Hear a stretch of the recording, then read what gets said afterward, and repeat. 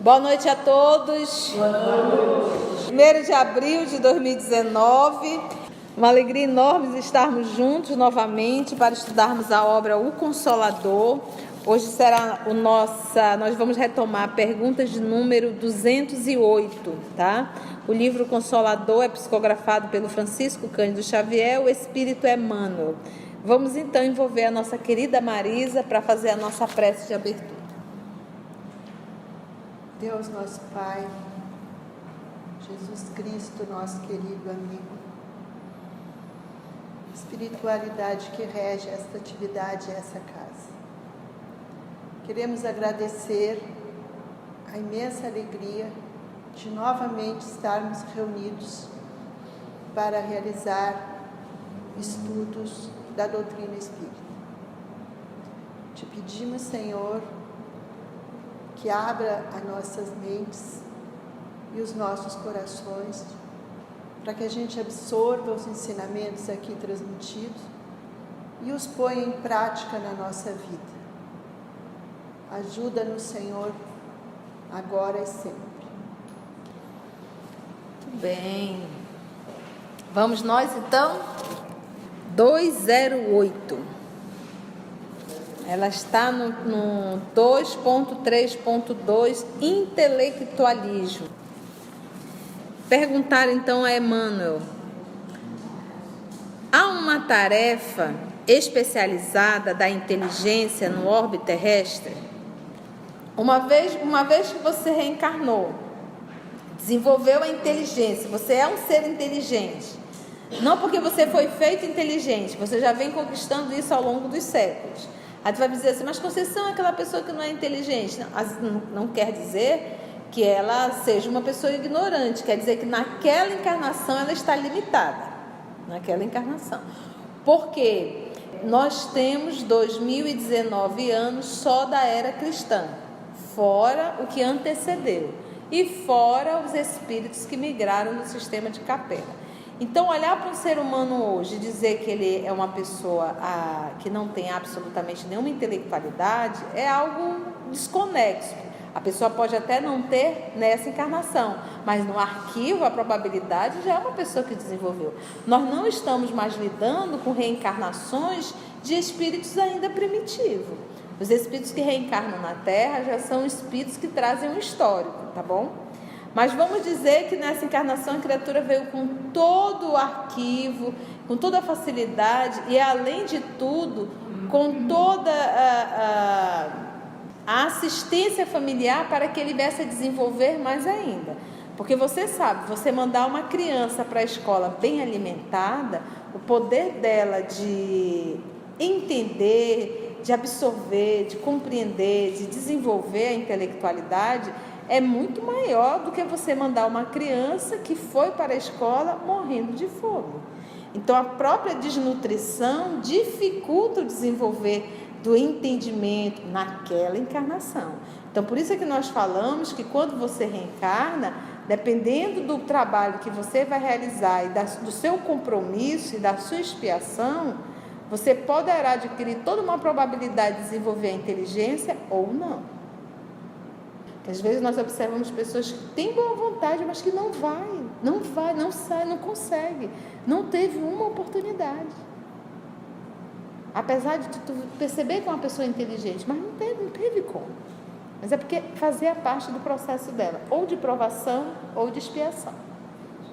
Então ele diz, há uma tarefa especializada da inteligência no orbe terrestre. Ele diz assim, assim como numerosos espíritos recebem a aprovação da fortuna, do poder transitório e da autoridade, olha aí, há os que recebem a incumbência sagrada em lutas expiatórias ou em missões santificantes. Porque às vezes o que acontece? Às vezes você é responsável em uma existência por ter deixado uma multidão ignorante. Aí você volta no processo de expiação, agora você vai devolver à humanidade aquilo que você tirou. Então você vem naquela missão de educar, de ensinar, de intelectualizar, de libertar a consciência que você outrora, com o seu magnetismo, desviou. Você não vê, nós tivemos um caso, acho que foi em Brasília, de um cidadão que se intitulou missionário, e um grupo enorme começou a segui-lo, ao ponto dele mandar as pessoas cometerem suicídio. Doavam as coisas para ele, e aí cometiam suicídio. Teve um número de suicídio coletivo enorme. Então ele se torna responsável, dando um exemplo, porque você usando o seu magnetismo, o seu poder da palavra, e induz uma multidão a fazer o erro.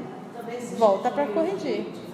Nesse caso aqui é tipo assim, mas a gente pensa assim, pessoas que utilizam a inteligência para manter o outro na ignorância, manipulando, entendeu? Para controlar. Em lutas expiatórias ou em missões santificantes. Tem muitos professores, espíritos que reencarnam como professores na área da educação, que são verdadeiros missionários. Por exemplo, o nosso Emmanuel, o pouco que nós sabemos, ele está reencarnado em São Paulo e na área da educação. Já está com 18, 19 anos. Então, quantos missionários não vieram na educação? Nós costumamos falar que nós temos um tripé quando se fala de educação do ser humano: a arte, a própria educação e a religião. E esse tripé é muito atacado. E quase sempre os inimigos do processo de evolução, eles quase sempre vêm trabalhar nesse tripé.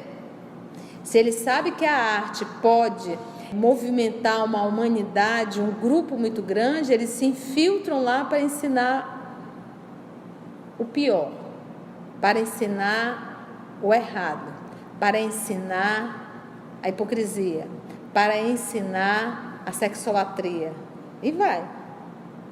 Às vezes nós temos sexólatras também dentro da própria educação, lidando com crianças e adolescentes. E dentro da religião também. Entendeu? Por quê? Porque ali é onde vai ter um contato com as consciências. Que você poderá utilizar a arte para levar um ser humano num processo de espiritualidade muito grande, como você pode também usar a arte para levar a criatura num degrau mais baixo que a gente possa imaginar. E nós sabemos disso. Nós tivemos um período que era a arte, através dos filmes, eles estimulavam o fumo, a bebida. Então presta atenção na nossa arte. É a bebida, é o fumo, é os excessos, é o álcool, é a sexolatria, é o nudismo, a própria droga, entendeu? A violência, a agressividade. Então, você imagina, se eu sou uma cantora e tem um séquito de pessoas que me seguem, hoje é literalmente isso, né? Seguir. A minha atitude, o meu comportamento acaba tendo uma influência muito grande sobre todos esses. E eles copiam. Eles vão responder? Vão, mas eu também. Porque também é minha responsabilidade. Então vamos lá. Em lutas expiatórias ou em missões santificantes, de desenvolverem a boa tarefa da inteligência em proveito real da coletividade. Todavia, assim como o dinheiro e a posição de realce são ambiente de luta,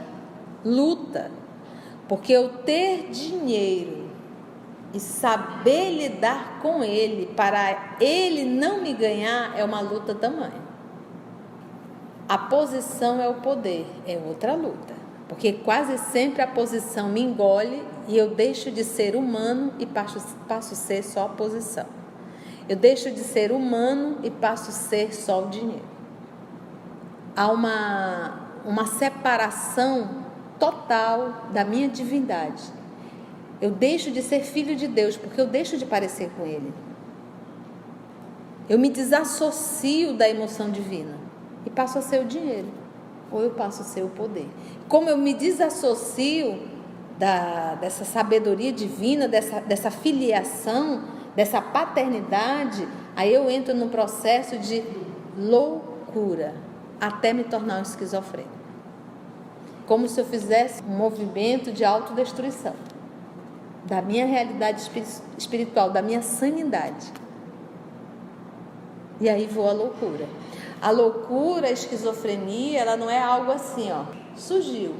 A esquizofrenia, a loucura, quando você vê alguém correndo na rua nu, pode ver eles estão palestrando. Eu me lembro de um senhor, não sei se ele ainda está encarnado, ele desfilava aqui em Manaus, ele colocava um pano amarrado, uma corda, como se fosse uma bota enorme, ele colocava sempre o tecido assim, era um romano. Você olhava para ele, anéis, ele se vestia como um rei mesmo, um rei romano, sabe, alguém assim de época, e a gente olhava e identificava na própria figura dele. A figura dele era exatamente altiva, sabe, austero, sabe, assim, poderoso. Então, a loucura foi algo que nós fomos... Quando é que a gente vai? Quando a gente vai se desassociando de Deus. Aí continua ele. Todavia, assim como o dinheiro e a posição de realce são um ambiente de luta, acabamos de discutir o que seria isso, onde todo o êxito espiritual se torna mais porfiado e difícil. Então, quando nós estamos vivendo a experiência do poder e do dinheiro, a luta é muito mais árdua. Porque pode observar, se tem uma coisa que mexe com o brio de um terráqueo, é o título. Mete-lhe um DR na frente, o cara chega, tufa o peito. E isso faz ele surtar um pouco. Pira. Ele se desassocia, daqui a pouco ele diz, quem é Deus?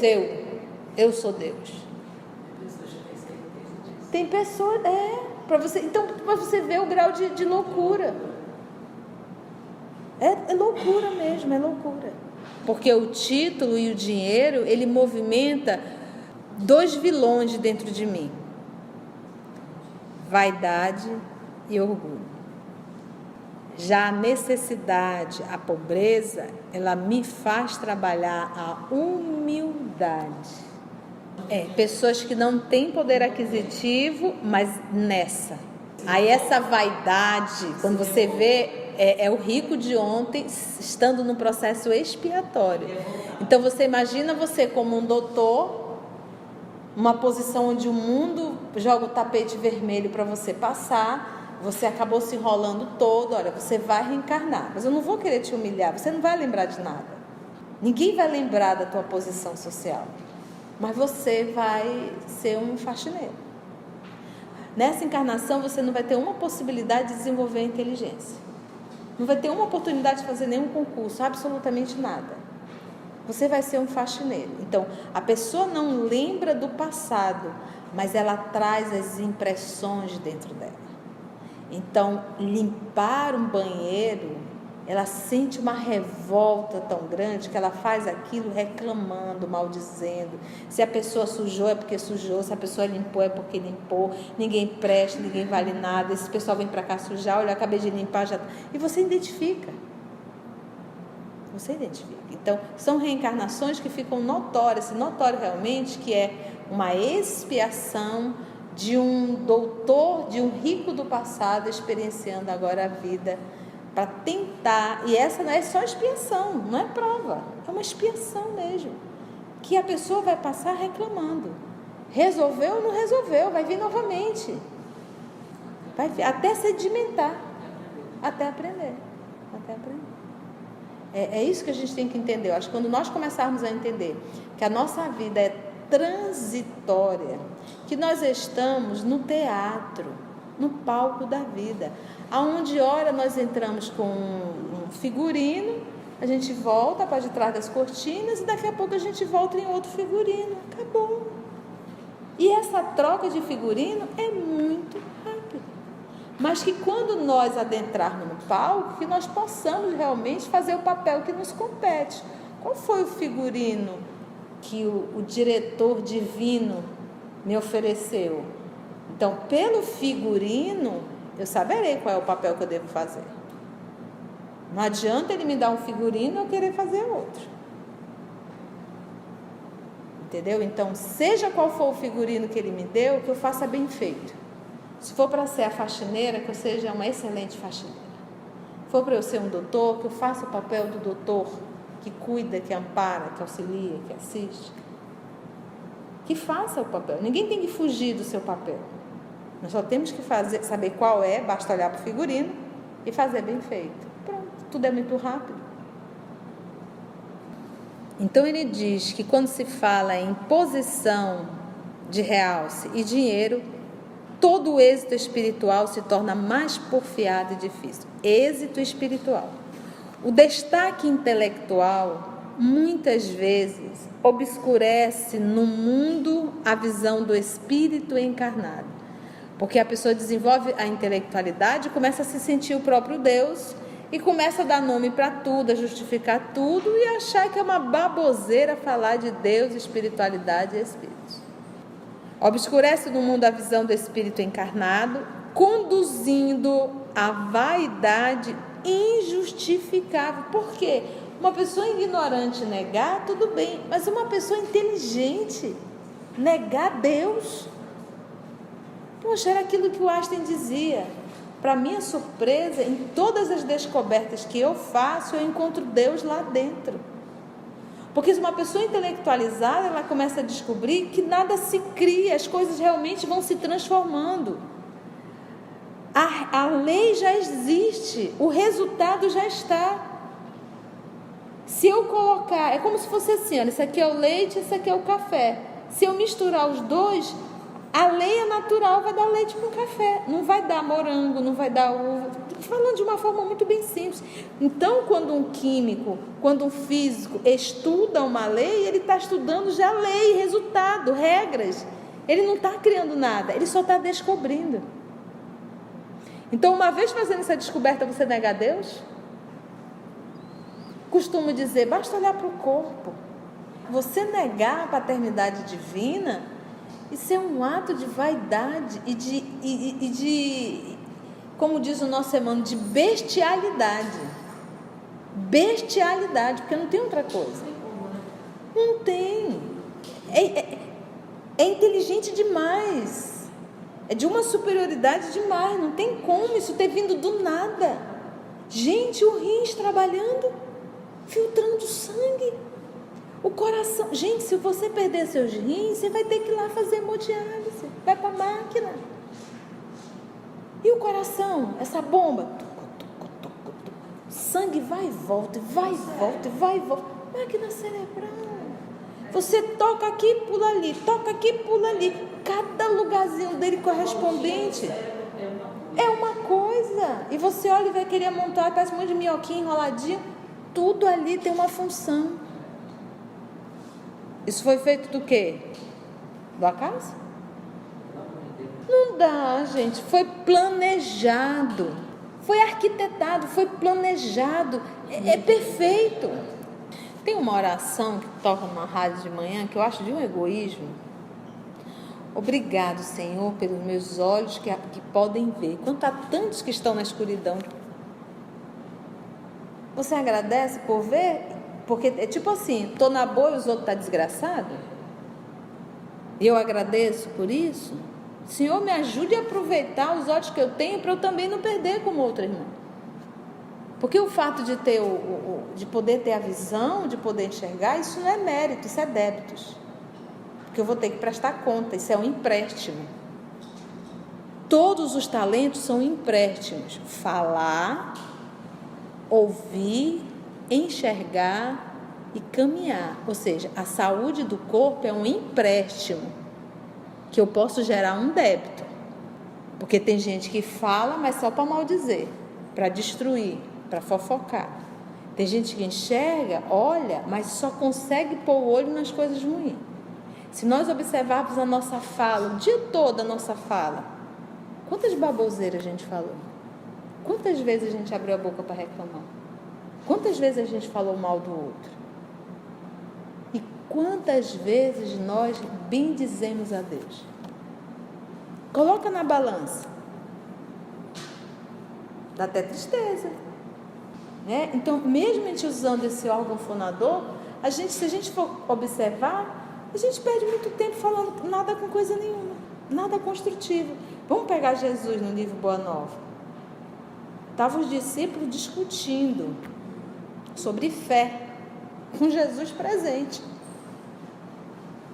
Jesus lá quieto, arrumando lá o dedinho dele, fazendo alguma coisa, e o povo discutindo.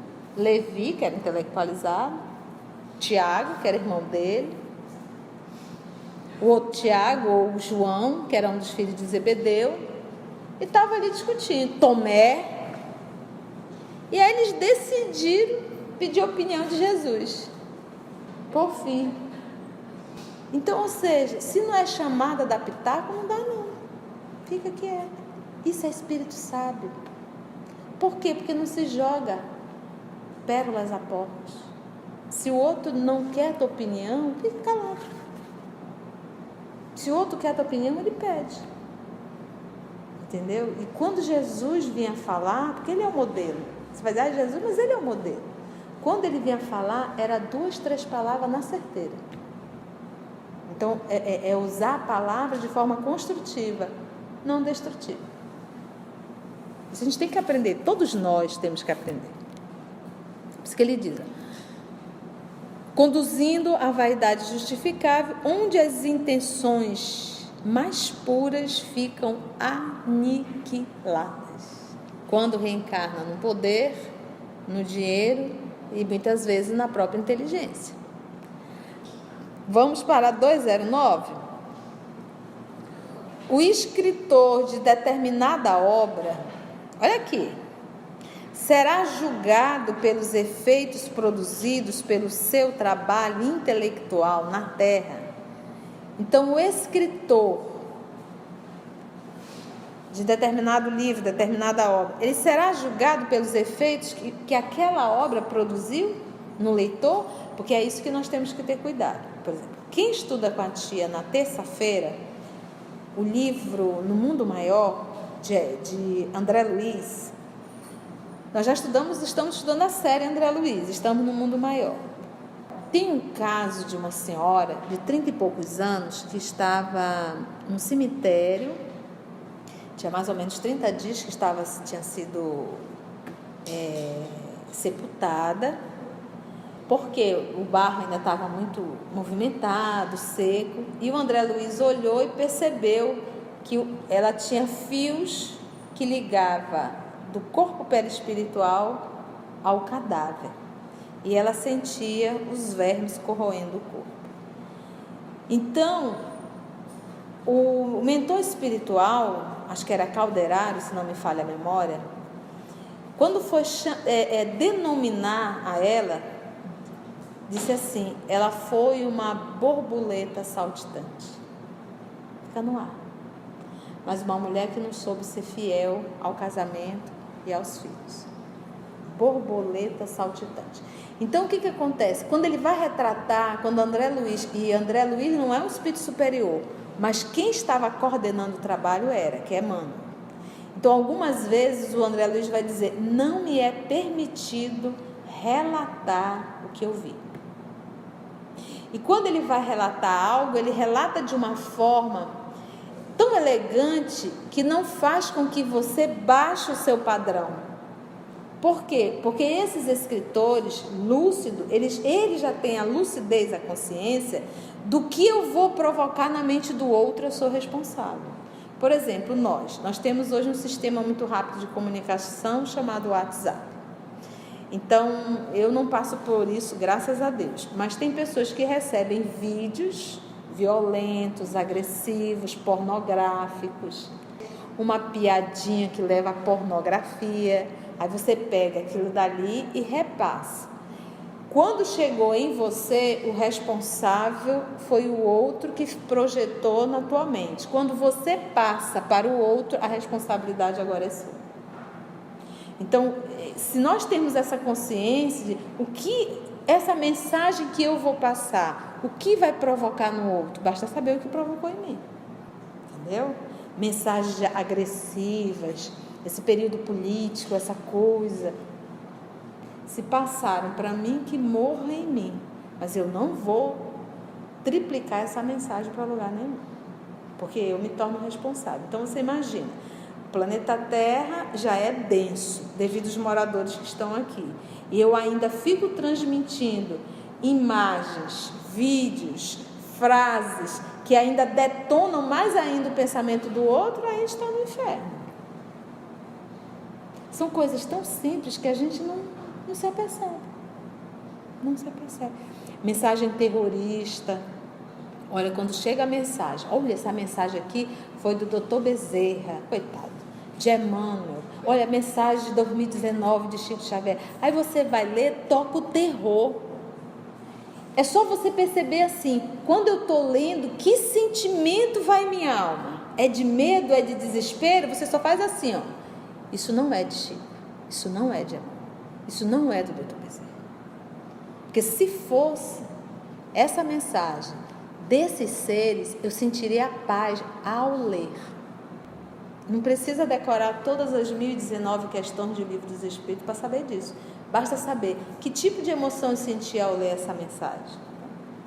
Então, é essa preocupação que os Espíritos têm. Então, nós temos mensagens aí pseudo-psicografadas. Uma vez uma amiga minha fazendo uma crítica a um determinado livro, pseudo-psicografado, esses recentes, essa quantidade de médios vaidosos querendo publicar obras, e ela foi ler, ela disse, amiga, eu tive que fechar, porque o livro me excitava, descrevendo um romance durante o... Olha só. Então, nós temos um Emmanuel retratando há 2000 anos, 50 anos depois, nós temos ali o carinho de Abigail com Paulo de Tarso, mas em nenhum momento, absolutamente, em nenhum momento, porque, gente, nós somos seres num processo de evolução, qualquer faíscazinha pula. Então, por isso o cuidado deles ao escreverem. A mesma coisa, nós temos hoje uma rede social, aí você vai e escreve lá. Você não tem noção, mas aquilo que você está escrevendo, talvez poucas pessoas vão curtir, mas milhões vão ler. E o que você está provocando nas pessoas ao ler aquela postagem? Entendeu? Então, hoje a nossa responsabilidade se torna muito maior. Então, por isso que diz, o escritor de determinada obra, que nessa época aqui não tinha nem WhatsApp e nem rede social, que hoje também é um meio de se escrever, né? É um meio de escrever também, é um meio de divulgar. Então ele diz, o escritor de determinada obra será julgado pelos efeitos produzidos pelo seu labor intelectual na Terra?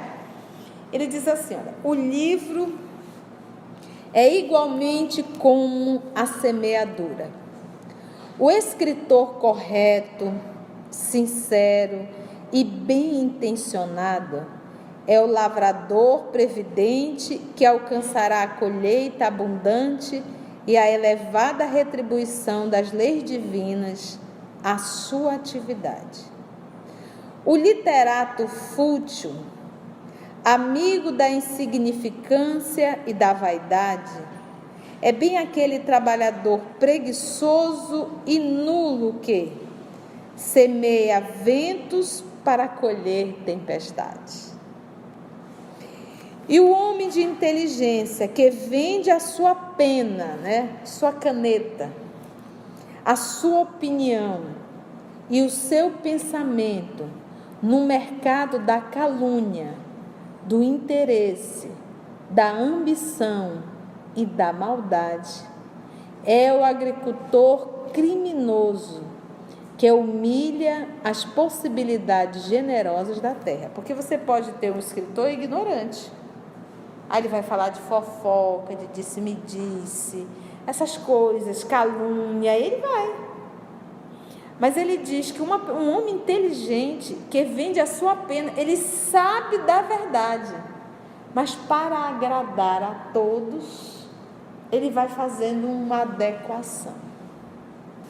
É o agricultor criminoso que humilha as possibilidades generosas da terra, que rouba os vizinhos, que não planta e não permite o desenvolvimento da semeadura alheia, cultivando espinhos e agravando responsabilidades pelas quais responderá um dia, quando houver despido a indumentária do mundo, deixado o corpo físico, para comparecer antes às verdades do infinito.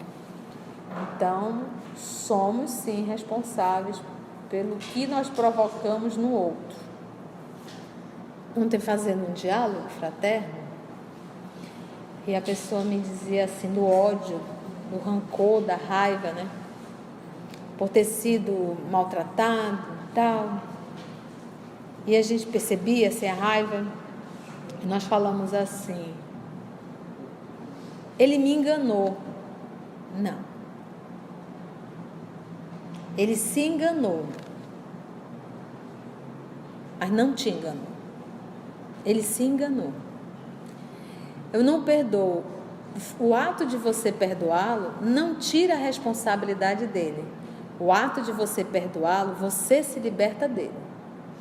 Se você não perdoa, você vai carregar esse ser dentro de ti para uma eternidade. Fora as patologias, já estava doente. Já estava doente. Já estava falando com alguém que o corpo já estava gritando por uma ausência de um perdão. Vamos lá, 210. Os trabalhadores do espiritismo devem buscar os intelectuais para a compreensão dos seus deveres espirituais. Olha lá, olha a indagação. Tipo assim, veja o intelectual, vem cá. Vou explicar para você da sua responsabilidade como um ser intelectual que você é. A resposta é simples, Jesus fazia isso. Os operários, os trabalhadores da doutrina, devem estar sempre bem dispostos na oficina do esclarecimento, todas as vezes que procurados. Então, meus irmãos, porque nós temos um péssimo comportamento de querer impor e discutir espiritismo com outros que não estão afim. Se um intelectual lá fora olha para mim e diz assim, eu não acredito em Deus, eu digo, tá. Tu achas que eu vou discutir? O fato dele dizer que Deus não existe, isso realmente vai afetar alguma coisa no universo? Não é nem um pingo isso. Vai deixar de existir? Não vai, então não vou discutir. Então nós não devemos perder. Por isso que ele diz assim, olha, todos os operários da doutrina devem estar sempre bem dispostos na oficina do esclarecimento, oficina na condição de trabalho, de esclarecimento, todas as vezes que procurados pelos que desejem cooperar sinceramente nos seus esforços. Todas as vezes que procurados pelos que desejam. E isso, novamente, a gente pega o nosso Senhor Jesus. Ele não saía perguntando, quem quer ouvir? E quando as pessoas iam até ele ainda perguntava, o que queres que eu faça? Gente, você acha que Jesus não sabia? Não precisava nem abrir a boca. Se Chico tinha essa capacidade. Estava até vendo um vídeo do Haroldo, fazendo a entrevista, estava Alberto Almeida e um casal, que eu não me recordo os nomes deles, uma senhorinha que trabalhou com Chico, e ela vinha dentro do carro, parece que essa pessoa que vinha dirigindo estava bem agitado, agressivo, e aí quando chegou no local, ele disse, pode entrar que eu não vou entrar não, vou ficar aqui mesmo. E aí ela também não quis discutir, entrou para o trabalho com o Chico lá, e aí, tudo bem, aquele jeitinho, né? Ela ficou por ali, faz uma coisa, faz outra, passou um tempo, aí ele olhou para ela e disse assim, fulana, pode ir lá já pegar o fulano, que agora ele está mais calmo. Você entendeu? Ela não tinha falado nada, escadinho, uma coisa assim, não me recordo o nome engraçadinho, o apelido dele. E era um cidadão bem intelectualizado. Se Chico fazia isso, imagina Jesus. Então ele perguntava, o que queres? Tipo assim, escuta, te escuta, ao menos peça, exteriorize. Então, primeira lição, não vou impor espiritismo a nenhum intelectual, na verdade a ninguém, mas eu tenho que estar sempre predisposta a esclarecer quem busca, mas provocar a atenção dos outros no intuito de regenerá-los, quando todos nós, mesmo os desencarnados, Estamos em função de aperfeiçoamento e aprendizado. Tipo assim, tu queres o quê? Regenerar o outro enquanto nós mesmos estamos no processo? Quando todos nós, mesmo os desencarnados, estamos em função de aperfeiçoamento e aprendizado. Não parece muito justo? Porque estamos ainda com um dever essencial. Qual é? Que é o da edificação de nós mesmos. Então, ao invés de você estar gastando seu latim com quem não quer, gasta com você mesmo. Porque, em verdade, o trabalho principal da doutrina espírita não é servir sopa. O trabalho principal da doutrina espírita é moralizar o homem. Entendeu? É moralizar o homem. Eu posso vir servir 3.000 pratos de sopa e continuar uma mesma pessoa agressiva, intolerante, prepotente, servindo sopa. Vai ajudar? Vai. Muita coisa? Não. Porque o melhor que eu deveria fazer, que era a minha reforma moral, eu não fiz, então eu vou continuar convivendo com essa pessoa chata que eu sou. E, mais uma vez, sofrendo as consequências dessa minha desassociação com Deus. É simples. No labor, que é o trabalho, no trabalho da doutrina, temos de convir que o Espiritismo é o cristianismo redivivo, pela qual precisamos fornecer o testemunho da verdade. Aí eu pergunto, dentro da verdade, lembra da frase de Jesus? O que ele diz? Eu sou. Então, quando falar em verdade, Ele é a verdade. Toda a verdade está na vida do Cristo. Fora disso é mentira, é ilusão. Dentro do nosso conceito de relatividade, então olha só, redivivo pelo qual precisamos fornecer o testemunho da verdade, e dentro do nosso conceito de relatividade, todo o fundamento da verdade da Terra está em Jesus Cristo. A verdade triunfa por si, sem o concurso das frágeis possibilidades humanas. A verdade triunfa por si. Me conta o nome de um dos soldados que agrediu, um dos juízes, mas o nome de Jesus você sabe. A verdade triunfa por si. Sem um concurso das frágeis possibilidades humanas. Quem já leu o livro Renúncia, a história de Alcione, a verdade triunfando. E nós já estudamos aqui a mentira. O que é a verdadeira mentira? Mentir é eu ter um movimento para me beneficiar. Isso é a mentira.